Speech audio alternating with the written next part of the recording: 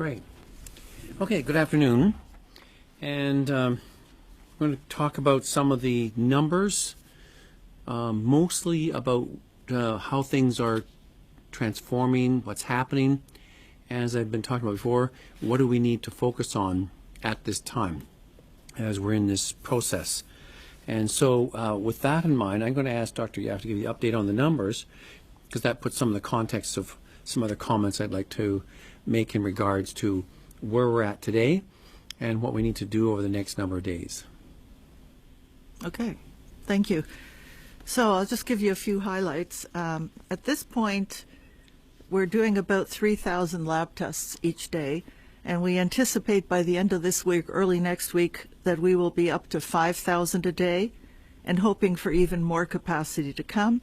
Of course, we are dependent on the supply of the lab reagents. Most of the labs are now running multiple shifts, 24 hours a day, 7 days a week. And before I get into the Ontario numbers, I understand from the federal government there are now 12 cases, positive cases at Trenton. We continue to monitor that situation. And the U.S. border will formally close as of midnight tonight. So in terms of the Ontario data, and this is data from the labs as of 4 p.m. yesterday. So, of course, it has changed since then. We have a total of 301 confirmed positives, plus the 5 that have resolved and the 2 deceased, which gives you a total of 308. The number has gone up 50 since yesterday. We still have 5,485 that are, we call under investigation, so they are still to be tested or under the process of being tested, and a total of 13,718 that have tested negative. So at this point, almost 20,000 people have been tested in Ontario. In terms of the percentages, it's very similar to yesterday in terms of the majority were travel related, with the top exposure site, so to speak, was the United States, then Europe, and then other countries, and a smaller percentage were contacts of cases. There are about 20 to 25% of cases that are still under investigation, and a small percentage of those are unknown source. Thank you. Okay. So in light of that, and with the issues we're dealing with there, is we have the situation in the United States. We didn't do the global numbers. We're not going to cover all those. Europe has surpassed China in many ways. The United States, remember, we were talking about 6, then went 11. Now it's 14,000 cases. So it's rapidly escalating in that situation there, with up over 200 deaths already. And so that's concerning to us, and that's with the issue of the border closing this weekend, and to know all but essential, and there's various things that are going to be identified as what that means and doesn't mean. That's between the federal authorities to settle in that light, and they're trying to understand what those unique aspects are, and we'll be guided by those directions when it comes. In that time, the other aspect is that we're getting some clusters of cases in long-term care facilities, and those are requiring the health departments to do the investigation of the cluster. We continue to identify a lot of travel. We continue to identify a number that are out there with after the preliminary investigation and sometimes more investigation. There doesn't seem to be a travel history or a case contact history in there. And so the common term that people are using is one called community transmission, and that's can happen. There's a community transmission like in the long-term care home. There can be one in a part of a neighborhood, and there can be one in a community, but not necessarily one in the next community. And so in that sense, there's different people use different words and terms for that. The key thing is here, even with these cases, what we've been trying to do is we do our containment, as we talked about before, and now we've added in the social distancing. And we brought in emergency measures to really take further steps to enhance and carry that function out. What I said yesterday, and is especially important, is that this coming weekend and early into next week is a very critical time. And as I said, with the number of people returning, starting last weekend and into the early part of this week that we're here, we're now coming into day 5, 7, and 8 of that post-return time, as the number of returnees have either come back and are here. And some are potentially incubating because they came from various parts of the U.S. where there has been more and more cases identified, and that's being identified much more effectively as the testing is really picking up in the United States. So the maximum time of case counts, and we're seeing before, even with our Trenton group, is around that median time of 7 to 8 days since they were last exposed. That means it's this weekend, early next week. And I can't emphasize strong enough, as I said before, this is the time to really, and I really appreciate what I've seen people doing. People are taking it seriously, and they need to take it seriously. Because in essence, even with these cases that are out in the community that have no travel history and no contact history, if they're continuing to honor and they're doing what they're doing and staying at home, social distancing, they have posed no risk to the community. They pose no risk to other people. How they got it, maybe someone didn't, and they're unaware that happened. And that's when you need everybody doing it. And that means in the settings you're doing it in, and focus on that. And I see people doing it. There are some people who are choosing to be casual on it. And I really strongly emphasize that's not to be done over the next 5 or 6 days, because this is the critical time period. In another week or so, it'll be 14 days out of all the people returning. And we can look at that again. If we don't do it stringently, and we continue to see extensive amounts of so-called community or a wider transmission because people are not adhering to that, then it'll go longer again, because we have not maintained that type of discipline in that time. And so that has all sorts of impacts of how long we're going to keep doing some things. And can we be effective and lock down really hard now for the next 5 or 7 days? As I said before, this is within our control to do that. And we're not like some countries where we send armed forces out and that kind of stuff there, because I feel that Ontarians, for the most part, 90-something% know about it, want to do it, are doing it. And I think you hear them talking about it with their families. It's not easy. It has its challenges. But I think keep rising to the occasion, and we can handle this in the days coming up. And so that's my message, key one I want to focus on. and I feel sometimes when people don't follow that, it's really quite disappointing when some other vulnerable people are put and exposed and become ill because of carelessness about honoring that type of social distancing and managing their personal hygiene in all the ways we've been saying again and again and again. So it's not a complicated skill task. It's very straightforward, but it takes assertive discipline and consistency to manage yourself in that way. Not going on for months. We're talking about really now for the next 5 to 7 days. Hold in there tight for that time. So with that, we'll take questions, and I'm going to take it's on the phone first. We're going to start with questions on the phone. One question, one follow-up.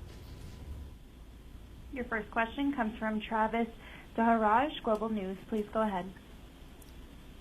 Doctors, the province is not testing everyone that needs to be tested, and in fact, you're turning away people with symptoms in many cases. So my question is, what is the point of tracking data if the data is completely inaccurate?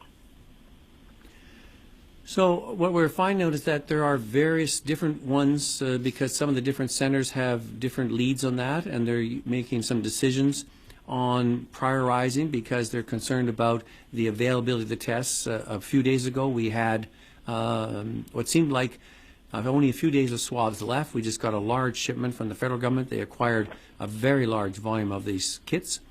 So that pressure has ended. We're looking at the issue of the other parts of the testing system to ensure that we can, as Dr. Yaffe's already alluded to not only meet the needs and expand up to 5,000 tests a day. We haven't had that capacity. There's been some backlog, and some leads and some clinicians feel that they want to keep something intact so they can make sure that ones that are very high priority in their mind still get done. And these ones that are especially that are more clinically complicated, admissions, inpatients, etc. So I believe some are making decisions that they feel in their judgment is the right way to settle that. We're trying to put out some clear directions and guidelines. And as you're alluding to, we would like to be able to say that we can test everyone if we could, and we want to make sure we have the infrastructure in that to deliver it. But also, as you've seen, we've had some delay of 4 or 5 days with some backlog where we want to really ramp that up to get back to where we were before of saying it's between 6 to 12 hours is where we like to be, because as some centers would say, there's some patients, if we see them, we do really need to have that result back really quickly, and therefore they're making, I guess, their own version of deciding on priority basis on that. So I can't speak for all of them at this time, and it's part of what they think is their best way to protect the system as they see it. But we're hoping that by ramping up our lab testing very much expeditiously, that we might alleviate that decision making and go to wider testing in that one there. So I understand your point, and we're trying to bring in a system that would allow a consistent, more open, wide testing that keeps the data and the performance up of what's going on throughout the province. Okay, follow-up question? And just as a follow-up, how are you supposed to advise the government on what steps that they should take to protect the public if you have inaccurate data, and how do you do contact tracing if you're turning people away? Well, the key thing, as I said, my main point is that with a very strong messaging I was giving, is that if someone is positive, someone has a travel history, okay, let's say someone has a travel history and they're within that 14-day window, they have a contact with a case in that 14-day window, they're supposed to stay in home situation, not have social contact or distancing in that line, or perform hand hygiene. If they get a positive test, they're supposed to do that for 14 days, by the way, from the time they became symptomatic. If they get symptomatic, then they're supposed to stay at home and do the same thing again. If they get a test result and it's positive, they're supposed to do the same thing again. So it doesn't change their responsibility and response. What's most important, if someone is in that situation, this is where I think the clinician was making a decision, if the person deteriorates and becomes more ill, and then you have to follow them that. If you're doing the case contact, then one assumes that when you interview the person, they said, well, I didn't quite stay home, I went out and did this and this and this and this. Then we have to do contact management because they didn't stay in their situation. That's where the workload commands. If everyone did what they're supposed to do, there's no contact information because there are no contacts. Okay, next question. Your next question comes from Siobhan Morris with News Talk 1010. Please go ahead. Dr. Williams, in a similar vein, I wanted to ask about when we do move to broader testing. Does it happen after we move to 5,000 a day? And once we're out of this period where all the people are returning from away travel and the border is shut down, is that when we would move to if you have symptoms but don't have a travel history? Okay, good point. And right now, because we have the 5,000, and we may even try and push it higher in that light there, is that, and we're trying to be informed by some revolving science and how we're going to do it. So I think you're correct. After we're through that 14-day period of when the border closed, people didn't go on March break, schools closed, all those kind of things there. So the travel history, as you're alluding to, will become less and less of an issue all the time, and maybe down to zero. Then you may say, well, then who's going to be tested? We'd say, well, there's no travel history, no contact history, and we won't do testing. Our clinicians in that won't agree to that. So I think if we have the latitude, we can look at that question and saying, are there other ones, like we're doing our syndromic surveillance? Will we expand it even further? Will we do some sampling in other ways? All these things are possible in that. As Dr. Yaffe has said many times, our 90-odd% of our cases have been travel and case contact thus far. As you're saying, as that drops off with border closing and all the measures we put in there, that kind of thing will drop down. We may have more latitude, one, first of all, to decrease the time for lab results to get back, to make sure those that are most critical and priority things get done, and then to look at further surveillance. Outside that, we might want to look forward to say, is there any other ones that we're missing? and that's our enhanced surveillance and our sentinel surveillance. So it's a good question. It's one I'd like to be able to deal with in 14 days, that we have no one has traveled, no one has been exposed. I think there's still be people exposed to cases because we still have cases occurring. But if that out of the way, do we have some more latitude? So I'd like to be able to have that challenge. If I could just, add to that. I mean, we're not saying right now, do not test anybody if they didn't travel. You know, it's a clinician's decision, but I mean, there are certain groups that are particularly important, you know, if they're symptomatic, like healthcare workers, people who, like, as Dr. Correct. Williams said, people who are being admitted to hospital, people in long-term care facilities or workers. So, I mean, there are certain groups that are particularly critical to be tested. But we are not unique in having this situation. This is a situation that's happening across Canada. And in fact, there's a meeting today, which we're not at because we're here, but we have staff on with the other federal, provincial, territorial officials looking at this very question. With the lab testing capacity that exists, who should be prioritized for testing? Follow up? I just wanted to see if you appreciate that that can be a bit confusing for people, that, you know, it depends on where you live about whether or not you might get tested, even though you're saying that you're sick. And I think what we've been putting out with the self-assessment tool, and with the work then moving on to, and a couple things we're trying to work on there is, one, we've greatly increased the capacity of lines and staffing at telehealth, and they're getting up to about 20,000 calls in a day. So people are doing the right thing, asking and getting information. We've also, with a self-assessment tool, because if you've had a travel history, let's say, or contact with a case, you have been asymptomatic, then you start getting a cough and achy and a bit unwell, the chances are you may be actually a case. But then you're supposed to stay in isolation and monitoring for a further 14 days. And if you get better, then you're no longer a case. You're basically back to being Jane and Joe citizen in that regard. If you do go and get a test in there, then you'd have to do the same thing anyways. So some are saying from priority basis, what should you do in that regard? Does it change anything? I think in response to that, as Dr. Yaffe said, there's a number across the country who are dealing with the same challenge as the amount of testing has gone up. And people have to say there are still priority ones that need to be tested. There's still physicians who will test people without a travel history or without an identified case one, because they're concerned the person's ill and it seems like it's a respiratory one. They want to rule out that it's not COVID-19. And they can do that all along. We have been doing that and will continue to do that. So I think in that sense, the other one we've added in is with the new K codes, so physicians can bill for telephone consultation. And I've heard anecdotal, some reports of people who have used that back to their primary care physician, and they have dedicated, because the doctors are not seeing a lot of people in their offices, they dedicate someone, either themselves or in their group, and they got all the information they wanted. They had a long talk and discussion, and they had their questions answered. So we're really trying to push people back to say, now we have alleviated that, and working with the OMA, can you now, instead of going to telehealth, do you want to call first your doctor's office? And they will usually tell you, if you wait, give us your phone number, and someone will be calling you shortly, and we'll address your issues and concerns. So that's something we're really trying to build on, because everybody has a trust in their primary care provider, and they would rather talk to them if they had a preference. And I'm really pleased if that's going to really escalate now in the next while, because we're bringing our primary care community right back into the center of it, which is what we've always wanted to do.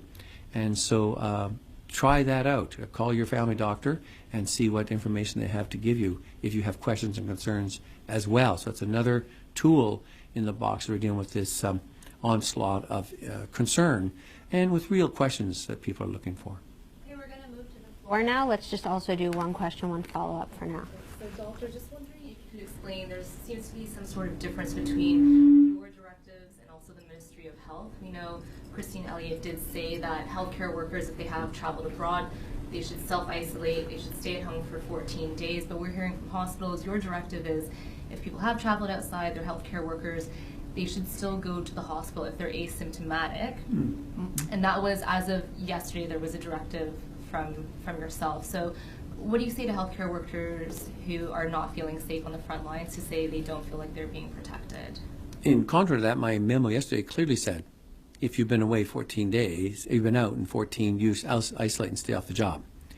It does say, if there are in that healthcare setting certain critical positions that all parties would agree ahead of time, and there's a real need for, that someone could come back before that 14 days, if everybody agrees on it, and they're asymptomatic, and they wear proper PPE, and are monitored. So that's not inconsistent with what the minister said. So we've never put out that everybody has to. Now, there are some institutions before, that's why we put the memo out from my office, because they were doing they were taking it individually and saying, we're expecting our staff to come to work regardless. And so that was leaving the workforce a bit confused, because one would say yes, one would say no. So the minister and I both wanted to put out a consistent message saying, this is the way forward on this one here, in that, because we've had some go back before, they're asymptomatic, they went back to work and became symptomatic on the job, and then that means then we don't only have that person off, we have a bunch of others, because now they have to isolate in that regard. So it does compromise our healthcare system. And at this stage, because the healthcare system still has flexibility in it, and we can allow those people to complete their 14 days, so we don't have the patient load pressure to bring them back and put the rest of the system at risk at this time. But if they agree with the labor management group of certain key positions, if they need to do so, they would do so. That's mutually agreed upon, and with the employee as well. Just to get it clear, so if they're deemed critical and they're asymptomatic and they're monitoring themselves twice a day and they're wearing the mask, they can go to work if they have traveled outside the country, though, if they're deemed critical, and this is agreed upon between the labor union and the healthcare system. Correct.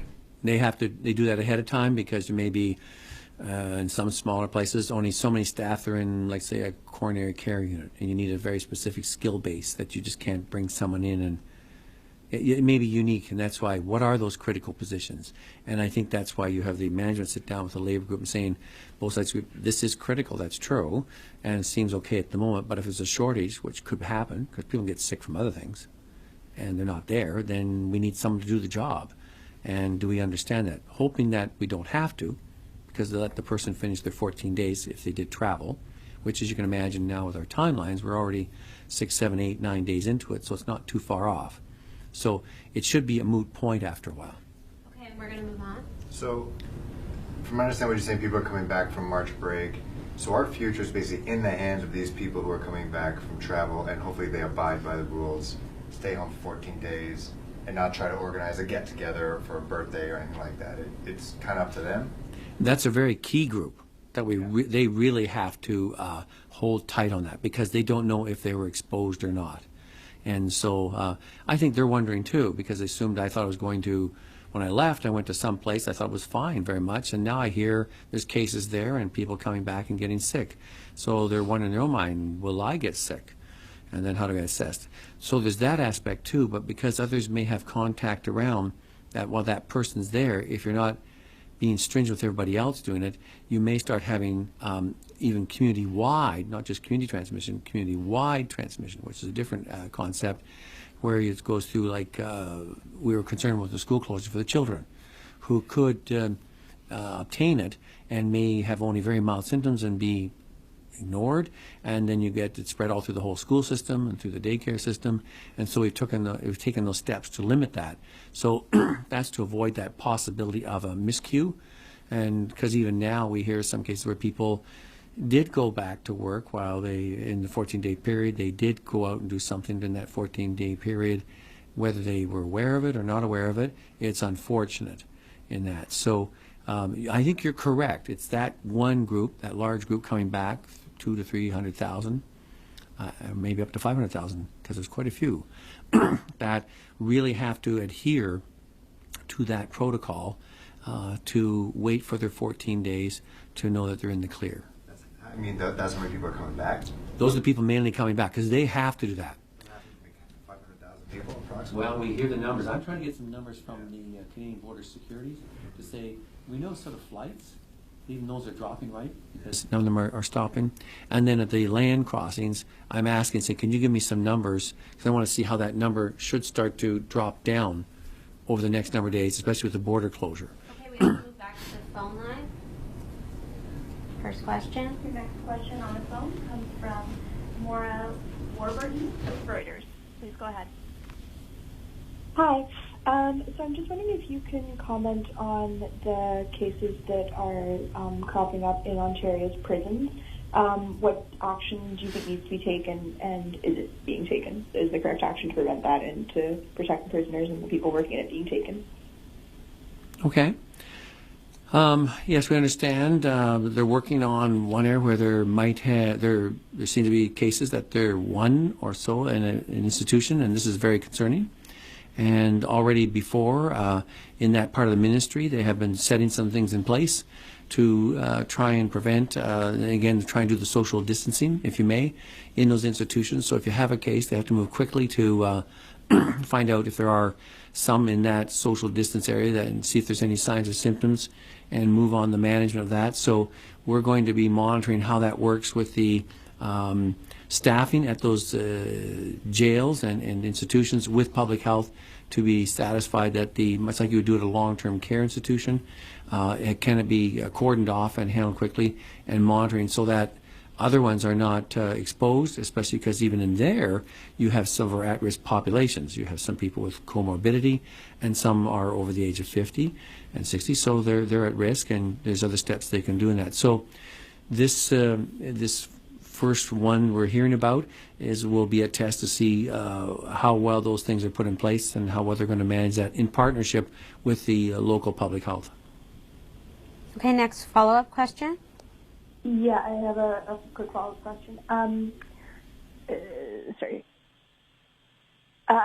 You mentioned clusters of cases in long-term care homes. I'm just wondering if you can tell me how many clusters and how many long-term care homes are seeing cases. Well, I'll speak to that. We're aware of 2 long-term care homes that have clusters of cases. And one is in Durham and the other is in Halliburton Kawartha the Pine Ridge Health Unit.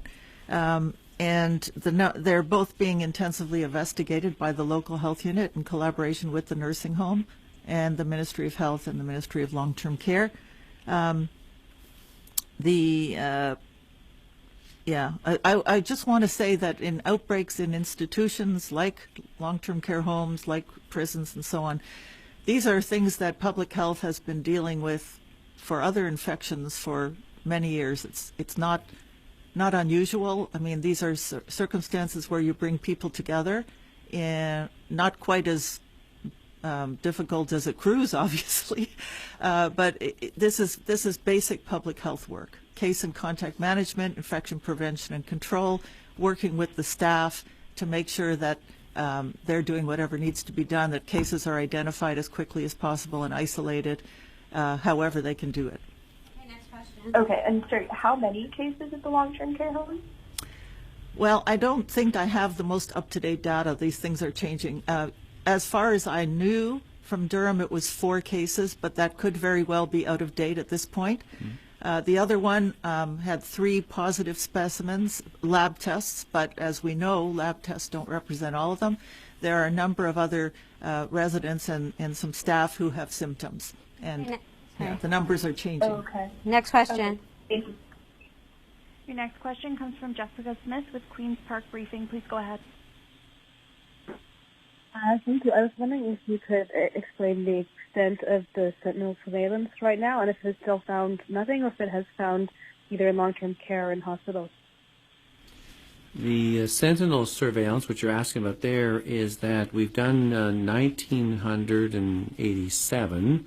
That includes both EDs and inpatients, as well as outbreaks in long-term care facilities. And so far, of those ones, 1,820 have been, 21 to be exact, have been negative. There's still 166 pending. So there's been no positive thus far in that. So if we're in this case here, if we're finding positives, it tends to be already identified in an outbreak modality specific to COVID-19 in the long-term care. That is. And then how many institutions, hospitals, and long-term care homes around the province is that happening in? Oh, I mean, these are all in the long-term care. These are happening. Our monitoring of this situation is throughout the year with the health units involved with that. And if you ask me to quote off the top of my head how many there are, I will get the number wrong. But as Dr. Yaffe has alluded to, that we do outbreaks all year long with quite a number, hundreds of small outbreaks with influenza and other respiratory viruses that have to be dealt with. And they have a very strong partnership between public health and the staff at the long-term care facilities in that, and to make sure that the outbreak is handled quickly and effectively. And they've been getting very good at it, or very efficient and very rapid response over the last number of years. Next question. Sorry, how many hospitals? In hospitals? Yeah. The hospitals were getting samples from patients who are admitted to the emergency department with respiratory symptoms, could be influenza-like, and they didn't do testing in that case particularly, or they might have been admitted, they may be in ICU, on ventilators for other things with respiratory, and they do samples, and then so that public health lab will then take those samples submitted for other causes and reasons and do parallel testing with the COVID-19 to see if maybe it could be and we're just missing it. And so far, as I said, they have been negative, so that's what they're doing in the hospitals. Okay, we have to move on. Next question. Next question comes from Allison Jones with the Canadian Press. Please go ahead. Hi. The City of Toronto has asked all non-essential businesses to close. Are you considering that measure province-wide at this time? We've had a lot of discussions, even at the federal level, trying to look at what's essential, what's non-essential, and it's not an easy one because there are a lot of things in the supply chain that are necessary that some person may feel is not essential for me, but another person said, excuse me, but for me it is very essential. So we want to make sure I understand that. My main thing in there is that whatever these ones are doing, are they maintaining the distancing? So I think some of the examples given by, I think, Dr. Davila as an example of what she was alluding to in there and asking people to adhere to that, I think I would guess that I think it was a nail salon and hair salon.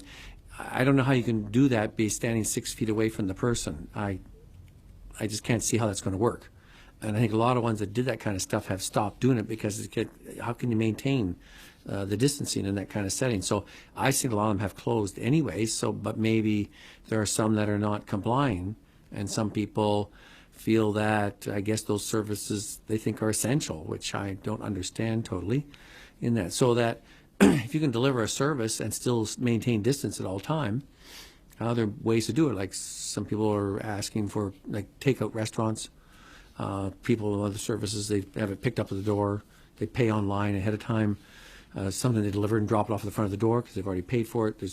I think the retailers are finding very creative ways of doing that, and some people, they feel it's essential. They want to have that, but there's a way to do it safely without violating our key things. I said the issue is the distancing. This coming in 5-7 days is going to be very critical.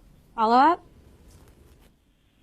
Just wondering what your advice is on playgrounds specifically. I've seen a lot of discussions among parents about what the best practices for that are and what the transmission possibility is, like how long the virus could live on those surfaces. And some municipalities have been posting signs warning people not to use playgrounds and others haven't. What do you think of that? Should there be something uniform across the province? It's one that's come up again and again. You've heard many experts been asked about how long it stays on surfaces, and they all give the same answer as I would. Generally, if conditions are not too harsh, as in minus 10 or 15 or something like that, they can be like 1 to 2 hours sometimes. It depends on a lot of circumstances, the humidity, the warmth, the temperature, the surface, and what's involved in some say phlegm or sputum and stuff like that. I don't want to get too gross, but it can stay a bit longer. So it's mostly in that range. I think with playground equipment, I I think even outside of COVID, if your children are doing that, you have to understand there's a lot of stuff on there, and usually you have your child, you have some wipes or something to wipe their hands off after they play on it, and especially the younger ones are quickly put their hands in their mouth very fast and stuff like that. So you may have to decide, it depends on your child's behavior, how much they will be attentive to that or not, whether you want to let them play on the equipment in there, because you have to do that risk assessment, and you may say it's not worth it at this time, or there's this type of equipment is less more problem than that equipment. If it's just like a swing, and I clean it off before my child gets on, and I push my child in the swing, then I can take control of the situation. So across the board, I would say, of course, if you don't play on them, I guess you remove that risk, but then you're dealing with children at home for long periods of time, and they want to do things, and older kids will try to do proper hygiene, hand washing, or have wipes with them, clean their hands afterwards. That's the main thing of concern. And even little ones put their mouth on stuff and lick some of the metal things, which is a bit gross, but that's what little kids do, and you got to watch that and hope your child, if you're not able to do it, then you try and limit it that way. Okay, we're moving back to the floor. Mike? I just wanted to follow up on Allison's first question there about businesses that are remaining open. The Premier said in his news conference that he will not hesitate to issue more closure orders if you give him that advice. Why are you not giving that advice for more closure orders? Yeah, I think one is I have to be advised by my different ones out in the field if they feel that people generally are not being observant. And regardless of the alerts out there, they're not doing social distancing, there's large gatherings, over 50 people and stuff like that. And so if people are not complying, I would recommend to the Minister and the Premier that they need to take more stride steps, because they have the ability to make those orders. And local medical officers can write orders against those facilities if they have to. So they have powers. I have some powers. The Cabinet has more powers now to do that. So I think it would be more on the fact that we thought there was a large amount of violation or people doing that. And I think probably there's a few that may not be adhering, and they may have to be dealt with. You try to come out and warn them, saying, you should not be doing this. What are you doing? And as always in public health, you start with warning, education. Did you not understand what the rules are? And will you not do that again? And someone says, well, they're back at it again. You go back and say, do that again, we're going to close you. And you do it again, we're going to fine you. And do that kind of stuff. There's various things we can do. It's difficult to say if there's just one or two, and the whole sector is branded with it. And that's unfortunate. Just to follow up, I've just gotten off the phone with 4 senior folks within the hospital sector. Every single one of them, without me prompting them, said, when I said, what are you concerned about? They said that the social distancing, that people are not taking social distancing seriously enough. But they said, why is there not a more consistent message coming from you that says social distancing means stay away from everybody? Why isn't your message stronger? You missed my strong message at the start of the press conference. And that was my strong message. And it still is my strong message. And it really depends, as I said before, even with WHO and others, you can put in those social distancing programs, the public health measures. It's really contingent very much on the public's participation, that they understand it and see it and do it consistently. We can't watch everybody every moment, but we do ask them to say, you need to watch yourself every moment, especially in the next 7 to 9 days. Okay, thanks everyone. Thanks, doctors. Thank you. When did you get here?